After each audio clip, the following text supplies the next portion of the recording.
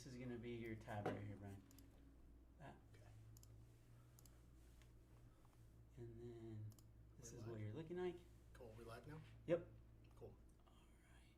Let's go here. Perfect. Right there. Hey, what's up, guys? Hope you guys are all doing great.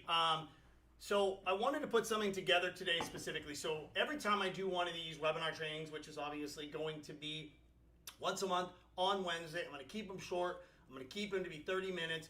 When you guys get these will be uploaded to the YouTube channel. Please feel free to share them with your team and everything else, as I really try to take, obviously with our office, we see a massive amount of volume coming through. So I try to constantly pull something out once a month where I'm seeing a lot of questions about something, or a pitfall, or a gauge on where I'm heading into the market. So today what I'm going to be going over very, very specifically with you is two big things. One, how that you can help your buyers or sellers or loan officers, how you can help your clients when we go ahead and we actually run into an appraisal issue.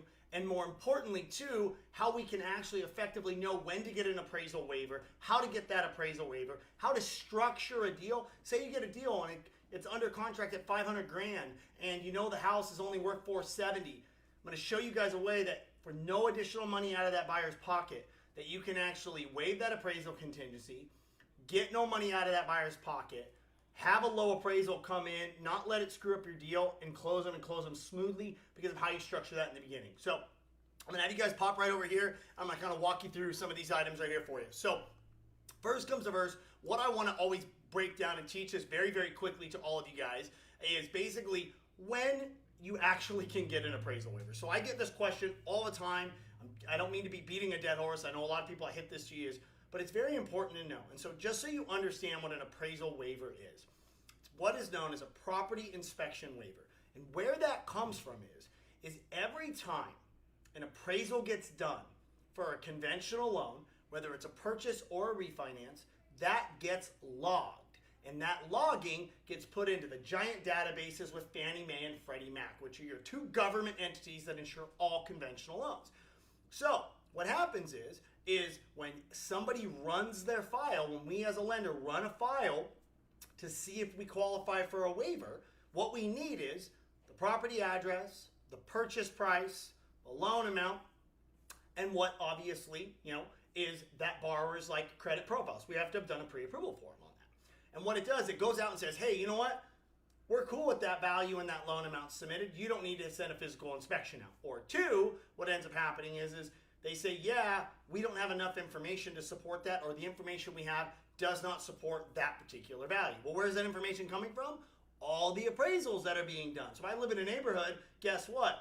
Every conventional loan that's getting done in that neighborhood, all that information for all those appraisals is getting logged in XML data to be able to do that. So that's where that information comes from. So what happens is the more higher sales we get as we're coming back out of COVID, every month that goes by, we're going to see higher and higher and higher values that'll allow to more of a higher range of accepted purchase prices compared to that appraised value, right? Like stuff that was $475 in July, right, is now $525. Well, you got to get a decent amount of months of data in there with those higher prices to have a chance of that waiver. So let's go here and understand real quick, how do you get an appraisal waiver? So first you need to understand that on this appraisal waiver, and I'm going to zoom in for you guys on this. So all you guys can kind of see down here at the bottom, so I'm going to roll this over for you guys. So is here. So when you go to get an appraisal waiver, here's the only time it's eligible. First off, conventional loan. So you need to guys understand that.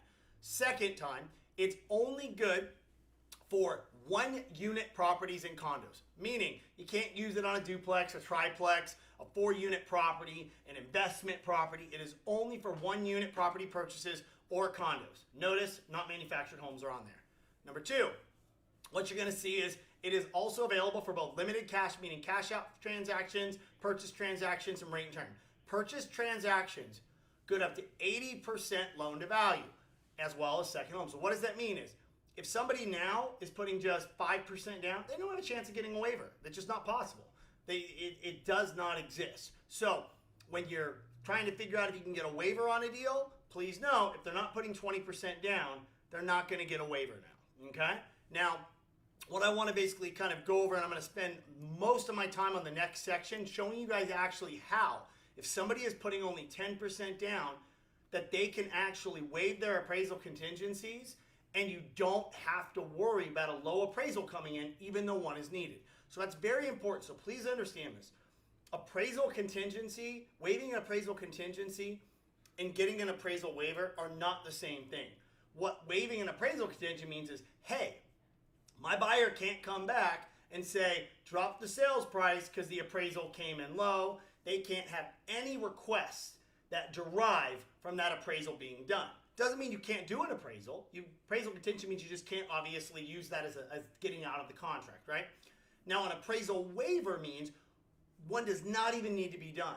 Okay, so somebody can waive their appraisal contingency, but still you have to get an appraisal done. The bank needs that appraisal. Okay, if you don't get a waiver, we have to get an appraisal done.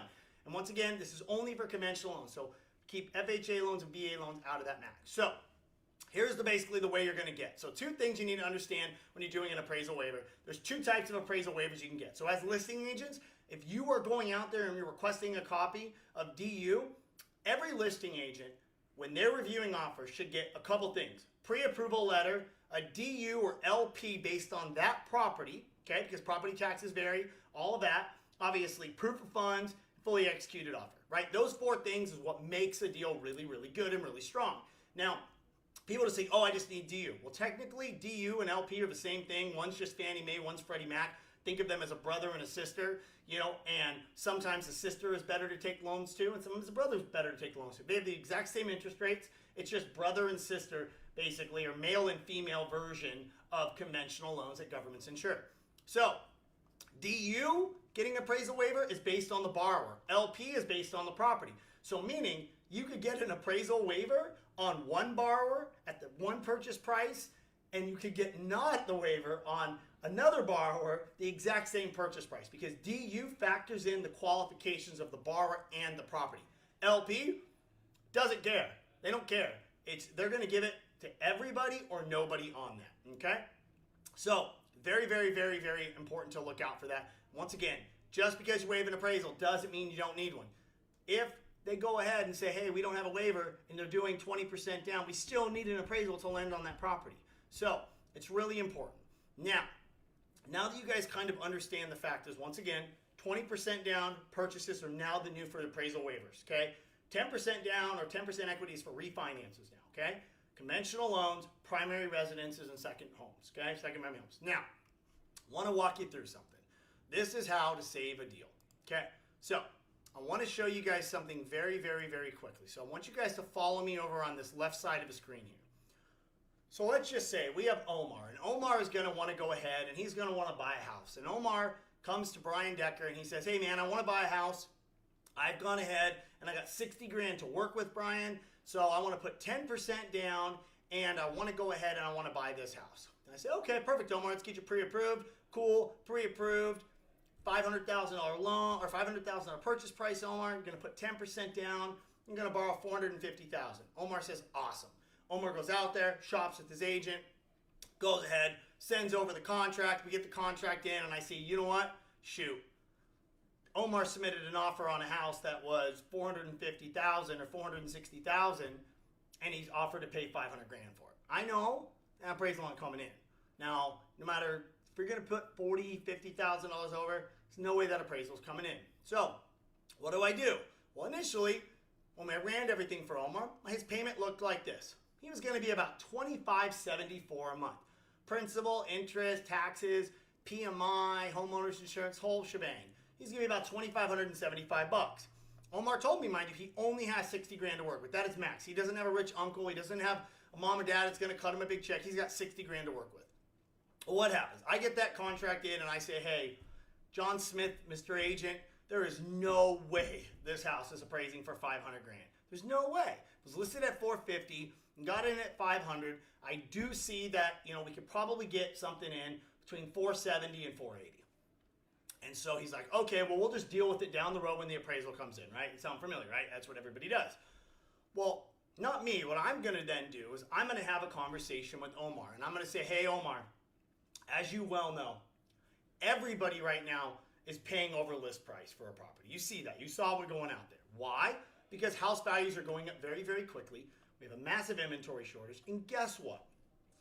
When you buy that house and you pay $500,000 for that house, even though it can't on paper be justified by closed sales, because mind you, closed sales have to be used to indicate future value. Well, guess what happens? How crappy is that when house prices are going up that we have to use past data to determine the present value if houses are going up? And mind you, we got to use present data from the last 6 months. And it can only be closed sales within a certain period of time, not listings, obviously, not pendings. Only closed sales are where you can weight your averages. So guess what, Omar? I don't think this thing's going to come in greater than $480,000. I really don't, man. But I'm not saying it's not worth $500,000, because guess what? When you pay $500,000 for this house, guess what you just did? You created a comp for that neighborhood. Now, 2 doors down from you, when that goes up for sale, guess what? They're going to say, hey, Omar just bought this house for $500,000. My house is a little bit nicer than that. I'm going to go ahead and I'm going to list it for $510,000. Gets under contract at $510,000. The appraiser comes out and says, oh, cool. That house just closed at $500,000. Now that appraisal comes in at $505,000, let's say, right? And that's how appraisals work, Omar. So I want to show you and set you up the right way. I know you only got $60,000. We need to plan for worst case scenario, Omar. We need to say, hey, what happens if this appraisal comes in at $480,000? I know you only have $60,000 to work with. Let me show you how I can keep that $60,000 and keep it under and barely change your payment at all and remove any of the uncertainty that you have about this property, right? Okay, that sounds good, Brian. Okay, cool, perfect, right? So I just explained to Omar, hey, we got a purchase price of $500,000. I don't think that appraisal's coming in more than $480,000. So what I'm going to do, Omar, is we're going to go 95% financing. I know you're planning on putting 10% down, but watch. I know you don't want your PMI to go through the roof. Just follow me here for a minute, Omar, okay? So what I'm going to do is I'm going to have our loan amount be 95% of the estimated appraised value. We're going to say it comes in at $480,000 now, right? So his loan amount, I'm going to put in, and we're going to say, okay, cool. Guess what? $480,000, 95%. I got $456,000 loan amount I'm dealing with Omar. Now I'm going to come in and I'm going to say, okay, guess what? Well, your down payment now is 5% of the appraised value, plus you're going to cover that appraisal gap. So you're going to come in with a down payment of $44,000. Before, mind you, I know you were coming in with $50,000. I just had to spread the difference and kind of spread the love a little bit, right? Now, principal and interest payment, we borrowed a little bit more money, so it's going to go up just a hair. PMI, guess what? I know your dad thought that PMI was $400 a month. Well, now on reduced PMI programs that we offer here, PMI barely changed. Property taxes don't change, insurance don't change. Guess what? Your payment's going to change about $60 a month, Omar. So you have two options here. You can either, one, go ahead and back out of the deal, and guess what? You're going to go look for the same house again, run into the exact same issues. Or two, you can close on this house. Payment changes only by $60 a month, and I can keep your total cash out of pocket now, bud. You're only going to be at $54,000. So saving $6,000, changing only by $60. That sound good? Hell yeah, that sounds good, right? And that's what they say. Now, the issue is setting this up from the beginning this way, right? So meaning knowing that Omar is putting in this offer on this property, and I look and I say, hey, I don't think this is going to appraise. How am I going to do this? I'm going to tell Omar and his agent, hey guys, I know you guys got to compete against waiving appraisals everywhere you go. He's putting 10% down. This house is not going to appraise for less than probably $470,000. I can make this work with Omar. So go ahead, waive your appraisal contingency if you have to do that to compete. Yes, I have to get an appraisal done, but I've set up a plan B that makes sure this thing's dialed in even when that appraisal comes in low. Omar's happy with the payment. He's not bringing any additional money. You guys are now winning the deal on that appraisal contingency, and here we go and how to have that set, right? So that is how to save a deal or ahead of time explain that what you can do to know that you can waive that appraisal even though they don't have an appraisal waiver and they're not going to be going ahead and getting to put 20 or 30% down or some crazy number. Mind you, Omar only had 10% down to work with, right? But guess what? On a conventional loan, you can put down as little as 3% as a first-time home buyer or 5% as a non-first-time home buyer. Now, I don't want to go up as low as 3% down if I don't have to, so I can make it work this way. So I'm going to go through another scenario with you. Now, mind you, just as a recap, this does not work if somebody is approved for an FHA loan or a VA loan. That does not work. This is a conventional loan, which is about 70% of the marketplace for purchases, and it's for people that are putting down or have the ability to put down 10% or more, which is a very high percentage of the population. So think about all the people that are putting 10% down, 15% down, 20% down, 25% down, all those people on that segment, okay, right? So now I want to kind of walk you guys through another scenario, okay? So we're going to go ahead, use the same situation. I'm going to kind of walk you guys through it so it really sinks in. Because a lot of questions people get, I don't want PMI. I'm putting 20% down. I don't want to pay a bunch of money in PMI. So, right? So they get pre-approved, they put their 20% down. Now they go out and they go shopping. Now we're going to call Joe, right? And Joe wants to buy a home that's $600,000 and put 20% down. Okay? So that's what he gets pre-approved for. That's what he has to work with, 20% down plus closing costs. No more, no less. He's selling his house and that's all he has to work with. So I run it through DU and LP and I don't get an appraisal waiver. Why do I don't get an appraisal waiver? Because all the comps aren't supporting that $600,000 purchase, so I don't get a waiver when I run it. Now mind you, when I run that waiver, if I have pre-approved that client, we can find out within 10 minutes if we get an appraisal waiver or not. As long as we know the purchase price, we've pre-approved that client, and we obviously know their down payment. So it comes back and says, Joe, sorry, you know what? You don't get an appraisal waiver. Okay, agent says, Joe, I got to sit there and waive this appraisal contingency. If you want this deal, we got to waive our appraisal contingency. There's no ifs, ands, or buts about it because people are paying over for it. You know, right? And so Joe's like, well, how much does that change my payment? I'm putting 20% down. I don't have that money. And I say, okay, Joe, here, I'm going to follow you on the screen, right? So, Joe, we're buying that house, $600,000. You're putting 20% down. You're getting a loan for $480,000. So that total payment, principal and interest, taxes, insurance, whole 9 yards, about $2,750 per month, okay? Oh yeah, sounds good, perfect, okay? So you figure, once you factor in your closing costs, Joe, call it 2% for closing costs, 1% for, you know, fees, and 1% for your property taxes and your homeowner's insurance and all that stuff, you need about $132,000 to come into closing. Cool, that works, Brian. I got $135 coming from my sale. Okay, cool. Now, we're faced with that situation of our agent telling us we have to waive the appraisal contingency. What is Joe saying? Brian, I can't afford to cover the gap in the appraisal, man. I just can't. I don't have any of that money. I just don't have to do it. And I just don't want PMI. What do I say? Well, Joe, you want the property or not? Can I show you something, Joe? Can I show you how to possibly save this? Yeah, let's do it. So, here's how you want to structure that deal. You got to tell the client they have a good chance that obviously the value of the appraisal is not going to be supported in this market. Like I said before, the sale will create value for your neighborhood, and the next person who buys your neighborhood gets to use your closed sale as that comp. We're just in that transition period. Now, and we have a way not to get this done with you waiving your appraisal, even if the value comes in low, and we can keep the cash out of pocket the same and your parallel barely moves, right? So how do we do that? All right, let's do another example for you guys. So, mind you, show you here. What do we have? Appraisal comes in at $600. We're good to go. We have $2,750 as our total payment, $132,000 due at closing, right? So just remember that, $2,750, and we're bringing $132,000 at closing, okay? Now, we're going to say, guess what? We basically have property value comes in low, comes in at $565. It's where I'm saying, hey, Joe, this thing's coming in at $565, or hey, Joe, this thing came in at $565, but I can save this deal. Can I show you how? Okay, how do we do that? What we're going to do, Joe, is we're going to basically go ahead and we're going to use a reduced PMI program. And you got good credit, so you know, we've got a 740 credit score, so we're good to go. So here's the deal. Here's the structure of how you're going to do that. I'm going to zoom in so you guys can really follow ahead, so you guys can kind of get a good grasp of this. Okay, he was planning on doing a 30-year fix with 20% down, right? Well, we know our purchase price is $600,000. Our appraisal comes in at $565. So what do? I said, hey, we're going to give you a loan for 85% of the appraisal. I know we're going to have a little bit PMI, but just follow me through on this, Joe. Okay, right? So $565,000 is our new loan amount.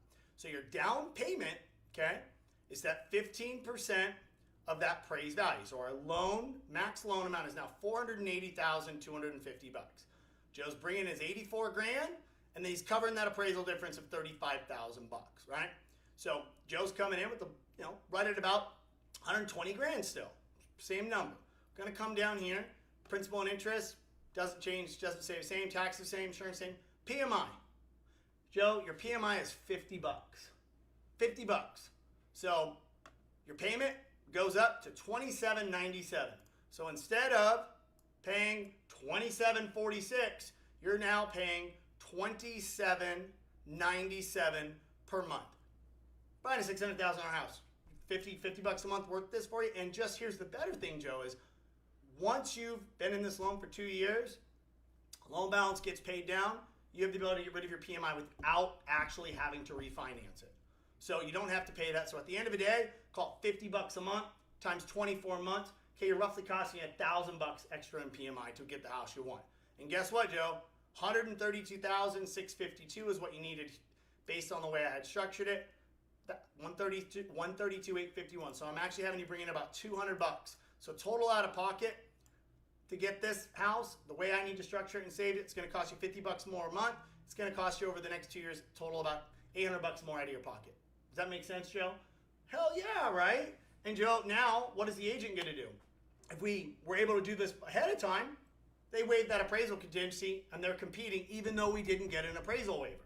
Now, if they are in escrow and we did this, guess what? We saved that deal. Seller, you don't have to try to battle with the seller because you know the seller's not going to budge and drop their price because they got 7 other offers. We get a happy Joe. We get a smooth closing transaction. And that's how we get it set up to basically go ahead.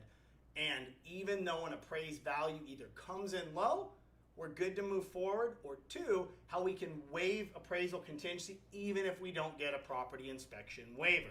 Now, once again, what does this apply to? Conventional loans with a minimum of 10% down, which every statistic I was pulling on Black Knight, it's roughly in the area of about 55 to 60% of all offers submitted in homes would fall in those terms. Now, of course, where does this really help? This helps people putting that 10 to 20% down range, which is a heavy portion of specifically here in Southern California homes. So, obviously a guy putting 30% down, he can waive his appraisal and not care, be able to do this. But most of these people that are in this position, they're just thinking. They're not thinking. They're thinking PMI is going to be absorbent or their deal's dead. With reduced PMI plans now, guys, it's a really easy way to go. So I wanted to kind of get through that quickly to leave a little bit of time for any questions that you guys potentially had at all on all of this too.